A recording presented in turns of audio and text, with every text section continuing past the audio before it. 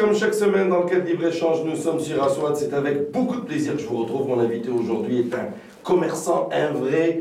Il vend des voitures un peu partout au Maroc et c'est le président directeur général de Renault Maroc. Je dis commerçant parce qu'on va parler de commerce. Jean-Frédéric Piotin, c'est bien ça? Bien sûr, bonjour à toutes et bonjour à tous. Alors je voudrais évidemment vous dire la bienvenue et vous souhaiter nos voeux puisqu'on est encore dans une période, on peut se dire, bonne année. Et pour m'accompagner, représenter la vie éco cette semaine, mon confrère Hakim Chaout, qui est le spécialiste des questions automobiles. Je peux dire ça, Hakim. Il rougit, mais c'est pas grave, c'est le cas. Merci. Bien, alors nous allons commencer par parler du commerce de l'automobile. Peut-être pour commencer, vous demander comment vous avez bouclé l'année 2011 sur le marché marocain. Eh bien écoutez, si vous le voulez bien, d'abord permettez-moi aussi de présenter tous mes voeux à l'ensemble des auditeurs d'Aswad et des auditrices. Le marché automobile cette année au Maroc est un marché plutôt dynamique puisque vous l'avez entendu tout à l'heure, 112 000 voitures avec une évolution de plus 8,4%. Donc on est dans un marché porteur et pourtant avec, vous le savez, une crise automobile qui a frappé quand même pas mal de pays et notamment des pays européens. À l'intérieur de ce marché, eh bien, le groupe Renault sort son épingle du jeu puisque nous réalisons globalement 37% de pénétration. Ça représente 18,8% de volume en plus. Dans un marché de 8%, on est content. C'est grâce à quel modèle exactement vous avez vendu le plus? Écoutez, d'abord nous avons deux marques, je vous le rappelle. Nous avons la marque Renault et puis nous avons la marque Dacia. Et globalement, quand on regarde, aujourd'hui les volumes de Renault sont en augmentation significative. On a augmenté nos volumes puisque nous réalisons avec Renault presque 20 000 voitures, avec Dacia 22 000 voitures. Donc c'est un bon résultat dans les deux marques. Et bien entendu, c'est aussi un bon résultat dans les différents produits de ces marques.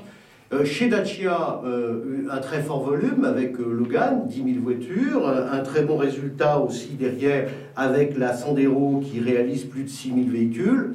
Et puis le petit dernier, Duster, qui monte en puissance très très fort. On a fait cette année 5 600 voitures en Duster, ce qui est une belle perf.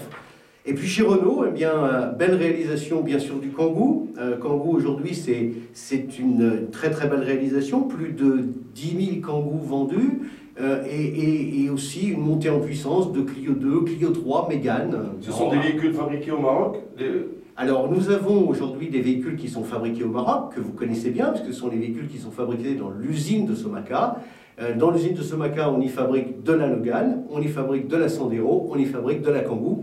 Et puis bientôt, comme vous le disiez tout à l'heure, la nouvelle usine de Tanger qui fabriquera aussi des nouvelles voitures. Hakim Chaout. Oui, on remarque en même temps qu'il y a un recul de la Logan. C'est dû à quoi? Alors, si vous regardez sur l'ensemble de l'année, la Logan, elle a plutôt progressé par rapport à l'année dernière. Le recul que nous avons... Mais par rapport à l'année d'avant, c'est-à-dire à 2009, oui, c'est un vrai recul. Vous avez vendu à... Oui, il faut peut-être dire aux auditeurs qui nous écoutent que l'année 2010 n'était pas une très bonne année dans le secteur automobile au Maroc. Donc, par rapport, j'aimerais dire, à ce que serait une bonne année de croisière pour vous. Alors, écoutez, je crois que ce qu'il faut surtout bien concevoir, c'est que nous avons multi-produits dans notre gamme aujourd'hui.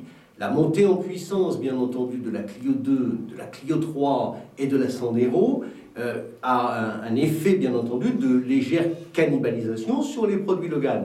Mais lorsque nous sommes aujourd'hui avec 10 000 Logan sur l'ensemble de l'année 2011, c'est très exactement en ligne avec les objectifs que nous étions fixés. Donc en ce qui nous concerne, 3 points de plus au total sur l'ensemble du groupe. En pénétration, c'est une belle réalisation. On est content. Est-ce que vos actionnaires seraient contents? Je pense que les actionnaires doivent être contents. Voilà, ça c'est important. Si vos clients sont contents, vos actionnaires sont contents, qu'est-ce qu'on va demander de plus? Hakim Chaout, on va compter sur le marché marocain, peut-être parler un peu des perspectives? Tout à fait. On va parler d'abord de la voiture des Marocains. Qu'achètent le plus les Marocains? Quel type de voiture? Alors écoutez, si on fait aujourd'hui le hit parade aujourd'hui des voitures marocaines, on commencera bien entendu par la Logan, mais aussi derrière, deuxième produit excessivement bien vendu, c'est le Kangoo. Très belle réalisation. Indépendamment des deux marques du groupe, quel type? C'est-à-dire, est-ce que c'est un utilitaire léger, transformé en voiture de tourisme? De famille? Oui. Est-ce que c'est le prix qui... La question, c'est de comprendre un peu le comportement des consommateurs, puisqu'on a la chance d'avoir le PDG de Renault Maroc, et vous appartenez à un groupe qui est international, qui connaît le marché mondial. Comment se comporte le Marocain par rapport à son véhicule? C'est quoi le véhicule type du Marocain moyen? Alors, personnellement, j'en identifierai deux. Le premier, bien entendu, c'est un véhicule de gamme, je vais dire M1, c'est-à-dire une voiture relativement confortable en termes de place. C'est d'ailleurs celle qui est utilisée aujourd'hui par une très grande partie des taxis. Donc c'est du prix, bien entendu, mais aussi un véhicule qui soit compact et en même temps qui permette des bagages et des personnes à l'intérieur. Et puis le deuxième, c'est, vous étiez en train de le dire, c'est un produit qui est plus un produit que j'appellerais ludospace, qui a la possibilité d'avoir 5 places ou 7 places et qui donne de la capacité, soit en utilisation week-end utilitaire, soit en utilisation VP dans la semaine. Et là, avec Kangoo, bah, ça marche très fort. Vous venez de lancer une Dacia Logi, Ouais. c'est ça. Est-ce qu'on peut savoir la cible et le prix aussi Ça sonne bien comme nom, mais ça correspond à quoi une Logi? Alors là, je suis incapable de pouvoir vous répondre. C'est sur les lignes, on va en parler, c'est sur les lignes de production à Tanger en ce moment. Oui.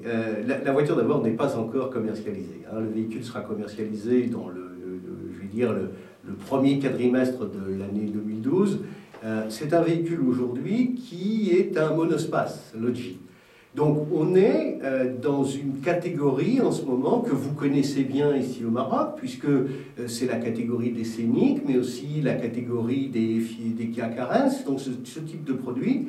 Alors c'est un peu une nouveauté, parce que jusqu'à présent, la clientèle marocaine, puisque c'était votre question, elle est plutôt orientée vers des produits comme la Kangoo, ou la Partner, la Berlingo, en sachant que si on privilégie aussi Kangoo, c'est par son prix de revente. Je regardais encore ce matin, regardez, une Kangoo de 2 ans, c'est 100 000 dirhams. Ouais. Donc ça veut dire que quelque part, la qualité, la fiabilité de ce produit fait qu'aussi en termes d'occasion, c'est une voiture qui se revend très bien, et c'est aussi une des raisons pour lesquelles... On va parler avec vous d'occasion dans quelques instants. Toute dernière question qui interpelle mon confrère Hakim Charlot, puisque nous sommes au début de l'année 2012. Alors, il y a un événement important qu'il faut quand même marquer. À partir de mars, les droits de douane en provenance de l'Union européenne seront à 0%. Oui. Est-ce que vous allez répercuter sur le prix de vos produits? Alors écoutez, déjà, ce qu'il faut concevoir, c'est que l'évolution des droits de douane, elle ne date pas d'hier. Hein. Elle est de façon importante depuis les 4 dernières années, et notamment, elle est aujourd'hui surtout très impactante sur les produits en provenance de l'Asie, puisque la différence de droits de douane entre l'année 2011 et l'année 2012 va représenter 7,5 points. Alors que sur les produits européens, elle ne représentera que 3,5 points par rapport à la tarification 2011. Ça, c'est le premier point. Le deuxième point derrière, et comme je vous le disais tout à l'heure, il faut concevoir que nos fabrications aujourd'hui, pour une très grosse partie, plus de 70% aujourd'hui, sont des fabrications locales, aujourd'hui, dans l'usine de Somaka, et demain dans l'usine de Tanger. Et donc que la majeure partie de ces produits aujourd'hui n'ont pas de droit de douane. Oui, mais n'empêche que vous avez une partie qui est importée, et évidemment... bien entendu...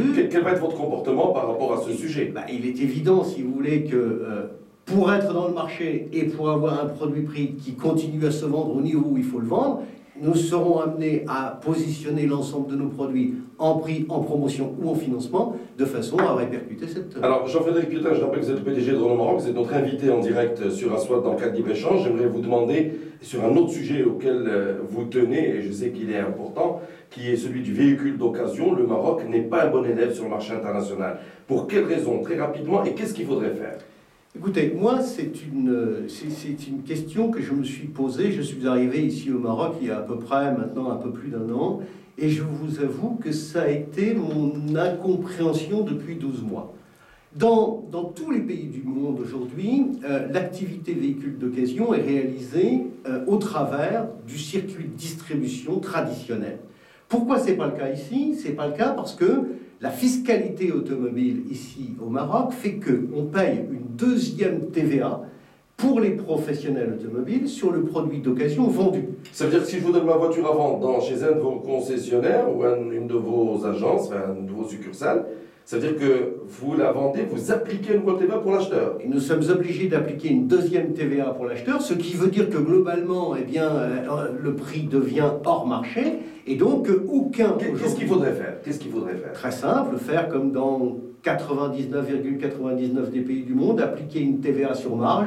Et ça veut dire que quelque part aujourd'hui, pour la fiscalité de l'État, puisque nous avons la chance d'avoir un nouveau gouvernement, une nouvelle loi fiscale, au lieu d'avoir 20% sur 0 dirham de chiffre d'affaires, d'avoir une TVA sur marge, sur un chiffre d'affaires. De toute façon, aujourd'hui, c'est un marché qui échappe Totalement. complètement. C'est un marché qui est informel, Absolument. où évidemment, même les entreprises dont c'est le métier de faire la revente d'occasion ne font que du dépôt-vente et ne font pas de vente. C'est très important de le dire au moment où, évidemment, le gouvernement est en train de prendre ses fauteuils, ses sièges et ses responsabilités. Alors, j'aimerais évoquer avec vous un dernier sujet. Quelles informations on peut avoir aujourd'hui du côté, quand même, du président directeur général de Renault Maroc, même si vous n'êtes pas en charge de l'usine, des prochaines échéances de l'usine? Bien, Je parle de écoutez, l'usine de Tanger, évidemment. tout à l'heure, en pénétrant dans cette salle, j'entendais que vous aviez eu la communication de la date de l'inauguration, et je crois que ça c'est important. Date de l'inauguration de cette nouvelle usine, c'est le 9 février. Ça veut dire que maintenant, on est passé à la phase opérationnelle, et nous sommes à la radio, je ne peux malheureusement pas vous montrer des images, Oui. mais vous Mais verriez, on peut imaginer vous verriez les images de cette nouvelle usine, c'est absolument magique.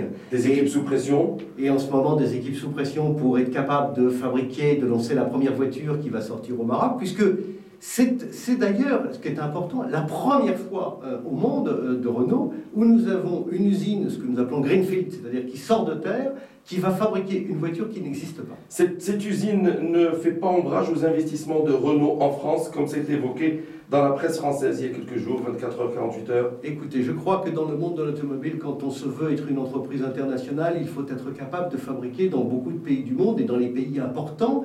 Et aujourd'hui, nous fabriquons au Brésil, nous fabriquons en Europe, nous fabriquons en Turquie et nous fabriquons bien entendu au Maroc et nous en sommes fiers. Merci beaucoup Jean-Frédéric Piotin, je rappelle que vous êtes le PDG de Renault Maroc et que vous étiez notre invité dans Libre-Échange cette semaine en direct. Merci beaucoup mon cher Hakim Chalot, au plaisir de vous retrouver à une nouvelle occasion. C'était Libre-Échange, la semaine prochaine je vous donne rendez-vous avec autant de plaisir sur Aswat évidemment.